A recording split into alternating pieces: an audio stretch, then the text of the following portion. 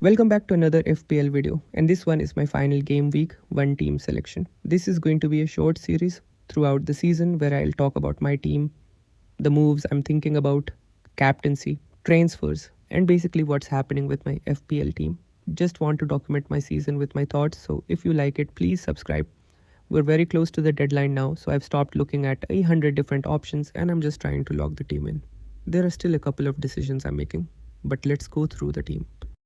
In goal, I've gone with Kinski from Tottenham. As I said in my previous video, at £4.5 million, I think he gives me very good value. I like the fixtures and I think he has enough potential for clean sheets and save points. It's also not a very fixed position for me. If I find a better option in the next few game weeks, I can change it quite easily, especially when I wildcard. For the second goalkeeper, I'm simply going with a £4 million option.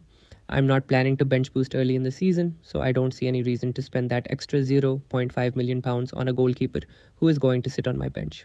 So that's quite straightforward. Kinski plus a £4 million backup Phillips. Defense has changed quite a bit for me in the last few days. I watched the Arsenal-Manchester City Community Shield and there were a couple of things that really caught my eye. Nico O'Reilly was getting very high up the pitch, creating chances and getting into good positions. And Calafiori was also playing much higher than you'd normally expect from a defender. He even scored very early in the game. So I've gone for O'Reilly and Calafiori. With O'Reilly, obviously the question is minutes and exactly how his role develops, but I like the upside. If City use him in those advanced areas, there is a lot of potential there. And with Calafiori, I'm buying into the possibility of those attacking returns as well as Arsenal clean sheets. Then I have Palestra. I've talked about him before and I really like him. Maybe I'm slightly biased because I loved Marcos Alonso as an FPL defender. Obviously, I'm not saying Palestra is the new Marcos Alonso. That's a very high bar. But I really like the player, and if Chelsea give him enough freedom to get forward, I think he can be a very interesting FPL pick. On the bench, I've got O'Shea, Bobby Thomas. I'm keeping the bench cheap. I'm not interested in spending too much money on players who might not even start for me. So my starting defense is currently O'Reilly, Calafiori and Palestra. Now midfield, so I have 3-4-3 first. Semenyo. I had Semenyo for most of last season and I'm happy to go with him again.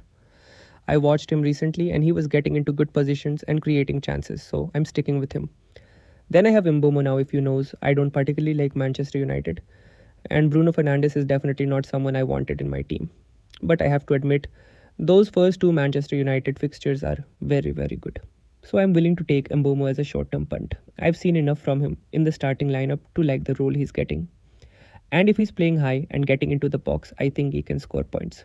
If United don't look good, he's someone I can move on from. Then I have Gakpo. I really like Gakpo as a player. And at £7 million, I think he's very interesting. If he stays at Liverpool, I think there are plenty of opportunities for him in this new system. Liverpool want to play quickly and vertically, and I think Gakpo can benefit from that. But obviously, there's also the Tottenham possibility. And if he moves to Spurs, then I don't need to rethink the whole situation. If I get news that he's not going to start for Liverpool, I'll probably move to Szoboszlai or another Liverpool option. I'm not going to force Gakpo into my team if the situation changes. And then I have Sangare. This is a completely different type of pick. I call him my DEFCON monster. I'm not expecting him to score 10 goals. That's not why he's in my team. I just think he can quietly collect defensive contribution points, and at £5.5 million, that's something I really like. He doesn't have to be exciting. He just has to be useful. And I think Sangare can be that player for me. So I've got Semenyo, Mbomo, Gakpo and Sangare. Up front, I've got Haaland. Pedro and Isak. Haaland doesn't really need an explanation. He's Haaland. I think he's going to win the Golden Boot this season. And with all the uncertainty around Manchester City, I still want the player who is most likely to be at the end of their chances. So Haaland is in and he's my captain. Then I've got Isak. I really like the combination of Isak and the new Irola system. If Liverpool win the ball and attack quickly, if the midfielders find those spaces between the lines and the wide players stretch the defense, there is going to be space for someone to attack. And that's where I see Isak. So I think there are a lot of goals written over there if this system clicks. And then I have João Pedro for me. He's been one of the best players in preseason. But more importantly, he's playing as the number 9 for Chelsea. That's what I really like. If he's the central striker, he's going to be the one getting on the end of a lot of those chances. And that's exactly what I want from a forward at this price. I actually had Palmer in some of my earlier drafts, but I realized that if I go with João Pedro, I can't really afford Palmer in the structure I want. So I've made the choice to go with Juan Pedro. If he continues playing as the number 9, I think there is a lot of upside there. On the bench, I've got Phillips, my £4 million goalkeeper, then O'Shea, Bobby Thomas and Hughes. Hughes is £4.5 million and he may play, he may not play. I'm not too worried about it.